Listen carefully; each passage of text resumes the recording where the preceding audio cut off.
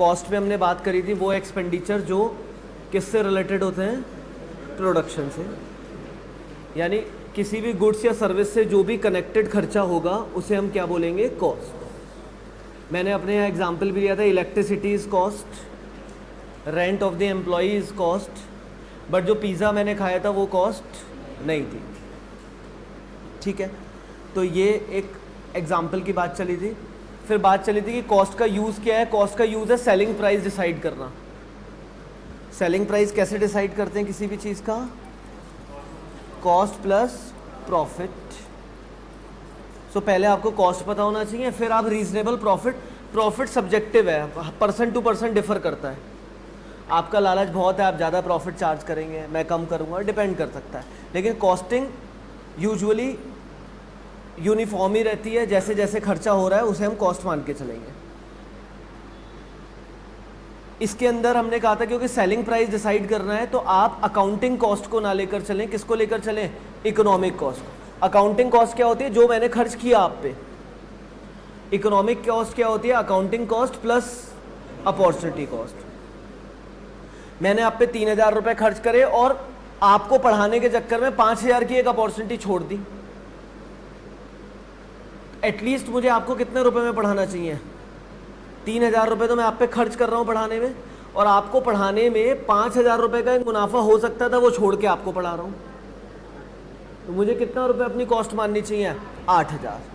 So that अगर मैं कोई प्रॉफिट भी ना लूँ तो सेलिंग प्राइस क्या हो, 8,000। 8,000 होगा सेलिंग प्राइस। एक्चुअल खर्चा मेरा कितना होगा, 3,000।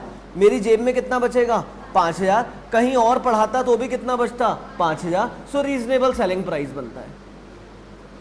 सो इकोनॉमिक कॉस्ट क्या था, accounting cost plus opportunity cost. ठीक है, पेज 3.122।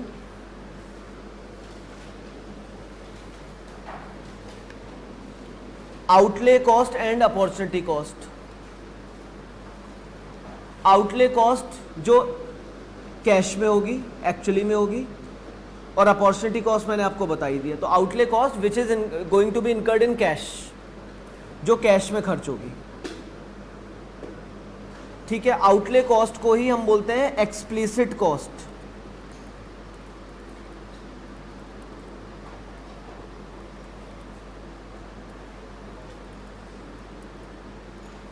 ये सब एक ही है, जो भी कैश में खर्च हो रही है। और implicit cost, inputted cost, opportunity cost, ये सब एक है।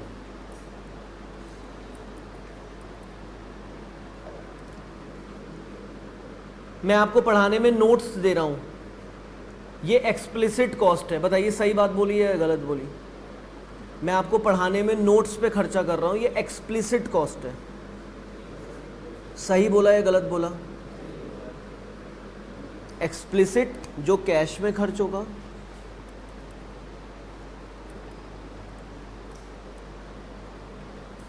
कैश में कॉस्ट का मतलब ये नहीं कि अभी कैश में खर्च होगा, कभी भी कैश में खर्च होगा।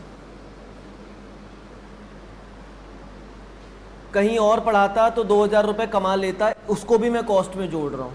इम्पुटेड कॉस्ट है ये। पहले बताइए, कहीं और कमाता उस पर 2,000 रुपये कमाता, आपको पढ़ाने के चक्कर में वो 2,000 छोड़ रहा हूँ, इसे कॉस्ट मानूँ या नहीं? कॉस्ट मानूँ। अब कॉस्ट मानूँ तो एक्सप्लिसिट मानूँ या इम्प्लिसिट? इम्प्लिसिट या इम्पुटेड या अपॉर्चुनिटी, तो घुमा फिरा के वो पूछ लेगा। ठीक है जी। नेक्स्ट टॉपिक है डायरेक्ट कॉस्ट और इनडायरेक्ट कॉस्ट। बेटे डायरेक्ट कॉस्ट कौन सी होती हैं? इन्हें ट्रेसेबल कॉस्ट भी बोलते हैं। डायरेक्ट कॉस्ट को ही हम ट्रेसेबल कॉस्ट भी बोलते हैं, which can be identified.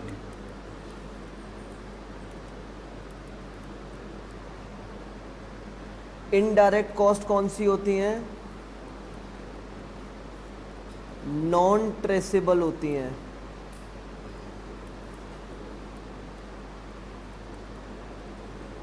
Which can not be identified, जिनको हम आइडेंटिफाई नहीं कर सकते पर कॉस्ट होती है। जैसे मैं अभी जरा पूछता हूं, मैं आपको पढ़ा रहा हूं, उस पे मैं हर बच्चे को नोट्स दूंगा, ये कॉस्ट मानूं या नहीं मानूं? पहले बताइए। हर बच्चे को नोट्स दूंगा, कॉस्ट मानूं या नहीं मानूं? एक्सप्लिसिट मानूं, इम्प्लिसिट मानूं? एक्सप्लिसिट मानूं। अच्छा, आप लोगों पे इलेक्ट्रिसिटी का खर्चा भी कर रहा हूं मैं, ये कॉस्ट मानूं या नहीं मानूं? मानूं। एक्सप्लिसिट मानूं, इम्प्लिसिट मानूं? एक्सप्लिसिट, ये भी एक्सप्लिसिट है।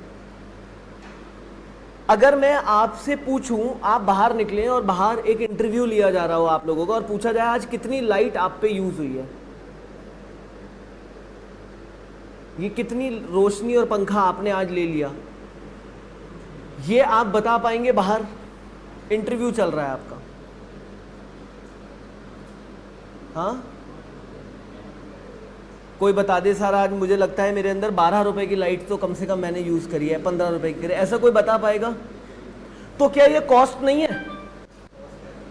यानी कॉस्ट तो है बट ये पता नहीं लग रहा कि मुझ पर कितनी लगी है, तो कैसी कॉस्ट बोलूंगा इसे? इनडायरेक्ट।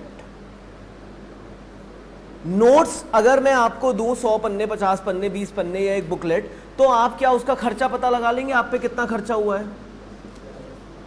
तो वो भी कॉस्ट है बट वो कैसी कॉस्ट है? डायरेक्ट। Is it clear?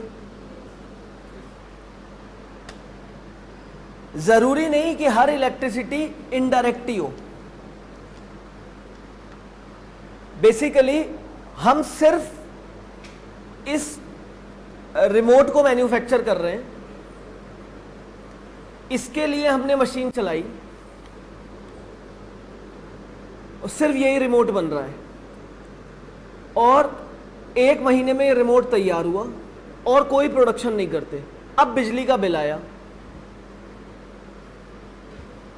10,000 रुपए। बताइए क्या यह बोला जा सकता है कि वो इस रिमोट का ही बिल है? एक सिर्फ ये रिमोट बना रहा हूं मैं और कोई काम नहीं कर रहा, सुबह से लगता है इस रिमोट को बनाने में, शाम में फैक्ट्री ऑन होती है, फैक्ट्री ऑफ होती है, सिर्फ इस रिमोट को बनाने में 1 महीना पूरा यही रिमोट बनता रहा। 1 महीने के बाद बिजली विभाग का बिल आया 10,000 रुपए। अब क्वेरी यह है कि ये इलेक्ट्रिसिटी का बिल इस प्रोडक्ट का आइडेंटिफिएबल कॉस्ट है या नॉन आइडेंटिफिएबल कॉस्ट है? यानी क्लियर कट है, इसी पे लगाए, क्लियर कट है, इसी पे लगाए। तो ये जरूरी नहीं है कि इलेक्ट्रिसिटी ही इनडायरेक्ट होगा। तो इनडायरेक्ट कब होती है प्रॉब्लम? जब कॉमन खर्चा हो रहा हो। इनडायरेक्ट कॉस्ट की प्रॉब्लम कब होती है? जब कॉमन खर्चा हो रहा हो। यानी ये कब होता है? When common expenses are incurred. जैसे यहां इलेक्ट्रिसिटी में कॉमनली खर्च कर रहा हूं, ना केवल आपके बैच पे, आपके बाद आपके सीनियर्स का बैच होगा, उन पर भी खर्च होगा। अब जब बिल आएगा तो पता कैसे लगेगा कि मैडम पे कितना है, आप पे कितना है, आप पे कितना है? लेकिन है तो मैं बोलूंगा कॉस्ट तो बनेगी बट डायरेक्टली नहीं पता लगा सकता कितनी बनेगी। तो इसके लिए फिर सीए इंटर, सीएस एग्जीक्यूटिव में सिखाया जाता है कि कॉस्टिंग कैसे, इनडायरेक्ट खर्चों को प्रोडक्ट से कैसे जोड़ा जाता है। अभी तो सिर्फ आपके फाउंडेशन लेवल पे इतनी बात है कि ये कॉस्ट है, फाइनली प्रोडक्ट से कैसे चार्ज होगी वो फर्दर है।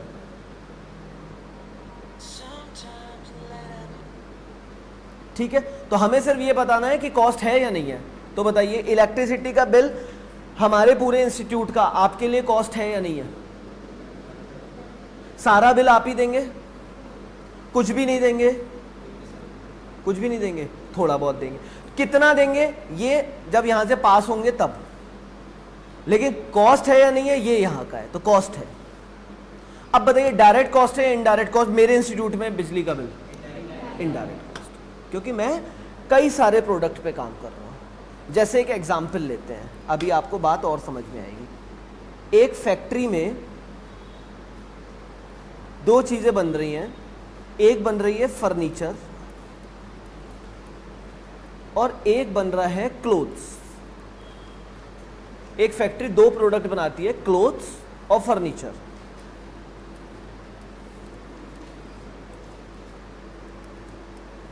पर्टिकुलर्स, नेचर, वुड हमने खरीदी,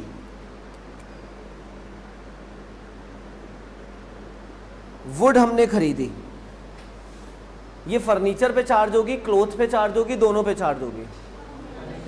तो ये डायरेक्ट है या इनडायरेक्ट है?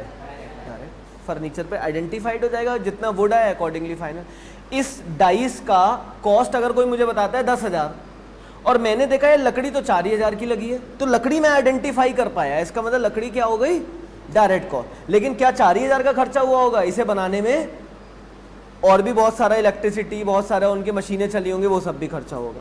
तो क्लोथ पर चार्ज नहीं होगा, इट इज अ डायरेक्ट खर्चा। फैब्रिक,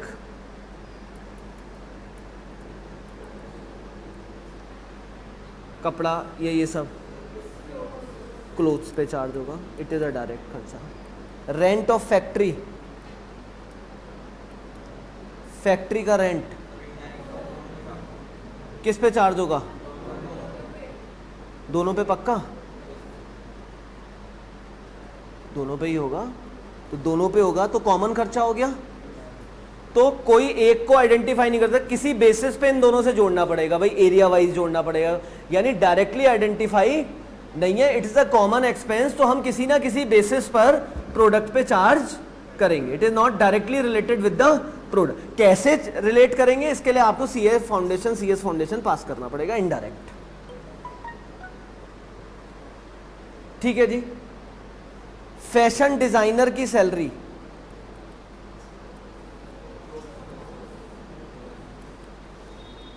ये क्या है? तो सर क्लोथ पे चला जाएगा। Are you getting my point? तो इनडायरेक्ट एक्सपेंस का प्रॉब्लम कब आता है? जब कई सारे प्रोडक्ट्स हो और उनमें कॉमन खर्चा किया जा रहा हो, तो हम उस खर्चे को बोलते हैं कि कॉस्ट तो है, इनडायरेक्ट है, और किसी बेसिस पर हम इसे प्रोडक्ट से जोड़ेंगे। वो बेसिस क्या होंगे वो यहाँ का विषय नहीं, पढ़ लें साहब। Direct cost are those which have direct relationship with a component of operation like manufacturing product, organization, a process or an activity, etc. Since such costs are directly related to a product, process or machine, they may vary according to changes occurring in these.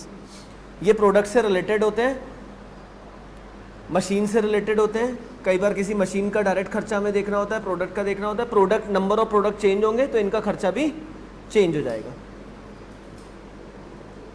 अब मेरे यहाँ student कम या ज़्यादा होंगे तो मेरा electricity का bill, मेरा रेंट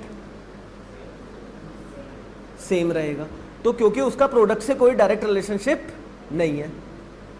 लेकिन अगर वुड का खर्चा, फर्नीचर कम बना रहा हूं, वुड का खर्चा कम हो जाएगा। फर्नीचर ज्यादा बना रहा हूं, वुड का खर्चा ज्यादा हो जाएगा। तो वेरी करेगा प्रोडक्ट के according. Direct cost are cost that are readily identifiable and traceable to a particular product, operation और plant. Even overhead cost can be direct as to department manufacturing cost.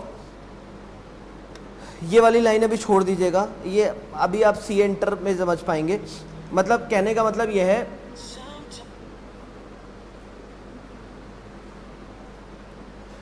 Indirect cost को ही ना overhead भी बोलते हैं।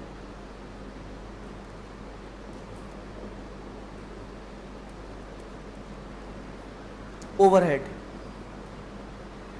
Indirect expenses are also known as overhead. एक second देखिए, ये technical line में आपको समझाता हूं। मेरे यहाँ इस बिल्डिंग में 3 चीजें चलती हैं, face to face classes, satellite classes और थर्ड मेरा ऑफिस। अब क्या होता है, तीनों में अलग अलग प्रोडक्ट आते हैं। अभी हमें आपको प्रोडक्ट ही बोलना पड़ेगा, ठीक है? आपको पता है कि आप हमारे लिए प्रोडक्ट ही हैं। तो मतलब वैसे इस चैप्टर को समझाने के लिए, तो तीनों में अलग अलग प्रोडक्ट है। सैटेलाइट में अलग है, यहाँ अलग है, और हमारे ऑफिस में भी अलग अलग प्रोडक्ट आते हैं। अब बेसिकली बात क्या है, जैसे सबसे पहले काम क्या करना होगा मुझे, खर्चे को प्रोडक्ट से कैसे जोड़ूं। जैसे ऐसे समझिए, मेरे ऑफिस असिस्टेंट जो हैं, जिनकी मैं सैलरी देता हूं, उनका खर्चा आप लोगों पे चार्ज होगा या नहीं होगा। ऑफिस असिस्टेंट जो गौरव गुप्ता एंड एसोसिएट्स का पार्ट है, उनका खर्चा आप पे चार्ज होगा या नहीं होगा, नहीं होगा। सेम गुप्ता जी जो कोऑर्डिनेटर हैं, इनका खर्चा मेरे क्लाइंट्स पे चार्ज होगा या नहीं होगा, नहीं होगा। तो हमें सबसे पहले क्या काम करना होता है, हमें पहले 3 डिपार्टमेंट्स जो मेरे यहां हैं, पहले इन तीनों के खर्चे मुझे अलग अलग आइडेंटिफाई करने पड़ेंगे, जिससे मेरे प्रोडक्ट के साथ नाइंसाफी ना हो। तो डिपार्टमेंट नंबर 1 इसे मान लेता हूं मैं अपना ऑफिस, ये हो गई सैटेलाइट, और ये हो गई मेरी फेस टू फेस क्लासेस।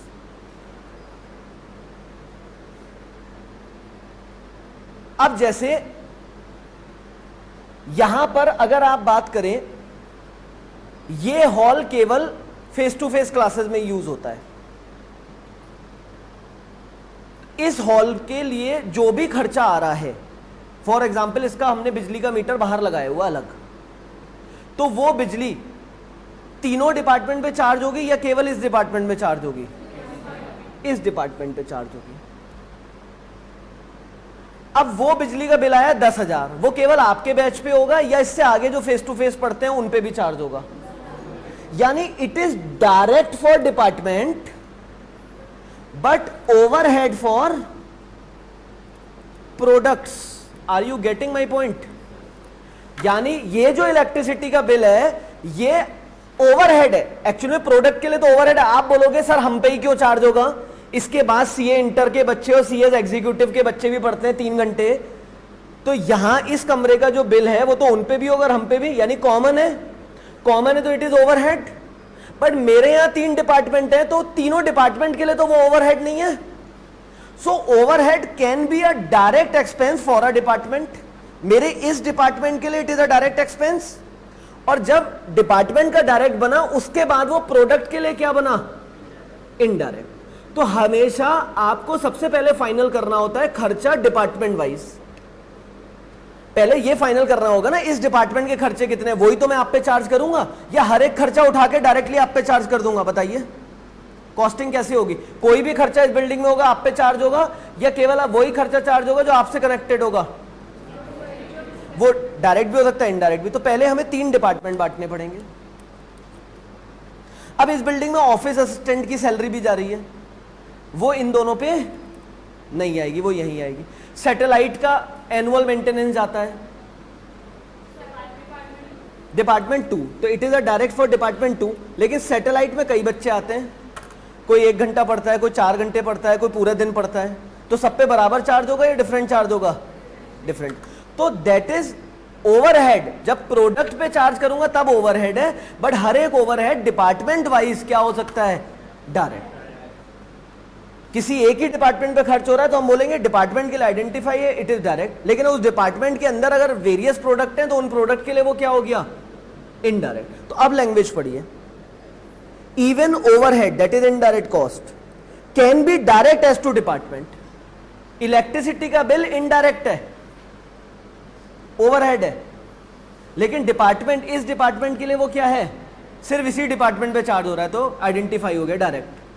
और जब प्रोडक्ट पे जाएगा तो क्या हो जाएगा, इनडायरेक्ट। समझ में आया मेरे एग्जांपल से बात? Even overhead cost can be a direct as to department, manufacturing cost can be direct to a product line, sales territory, customer classes. और इसके बाद इन्होंने ज्यादा समझाया नहीं है। We must know the purpose of cost calculation before considering whether a cost of direct or indirect। पहले हमें समझना पड़ेगा डायरेक्ट इनडायरेक्ट निकालने से पहले कि हम कॉस्ट कैलकुलेट क्यों कर रहे हैं। कॉस्ट कैलकुलेट क्यों कर रहे हैं बताइए जरा? सेलिंग प्राइस निकालने के लिए। अगर कॉस्ट है 100 और मैंने मान ली 150, मुझे कॉस्ट निकालने की अकल नहीं है। 100 कॉस्ट जेन्युइनली आनी चाहिए पर मुझे अकल नहीं है और मैंने कॉस्टिंग 150 कैलकुलेट कर ली, इनडायरेक्ट खर्चों को सही से एलोकेट नहीं किया, तो इससे मेरा सेलिंग प्राइस बढ़ जाएगा, मैं कंपटीशन से बाहर हो जाऊंगा। मेरा सेलिंग प्राइस है 100 लेकिन मुझे कॉस्ट निकालने की अकल नहीं है। अकल से मतलब इनडायरेक्ट खर्चे को मैंने बराबर बांट लिया, जबकि कुछ बच्चे 2 घंटे आए, कुछ 6 घंटे आए, 2 घंटे वाले और 6 घंटे पे बराबर इनडायरेक्ट खर्चा बांट लिया। इससे क्या होगा, 2 घंटे वाले को लगेगा बहुत ज्यादा खर्चा चार्ज हो रहा है इन पे, तो जब कॉस्ट ज्यादा उस पर चार्ज कर दी तो सेलिंग प्राइस ज्यादा हो गया, सेलिंग प्राइस ज्यादा हो गया तो कंपटीशन से आप बाहर हो गए, कंपटीशन में आप टिके नहीं और आपको बाहर कर दिया जाएगा। सेलिंग कॉस्ट 100 आ रही है, गलती से आपको अकल नहीं है चार्ज करने की, आपने 80 चार्ज कर दी, सेलिंग प्राइस कम हो जाएगा।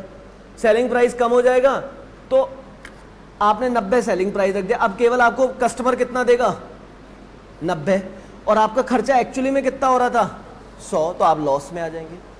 सो सबसे पहले आपको समझना पड़ेगा कॉस्ट का पर्पस क्या है, सेलिंग प्राइस निकालना।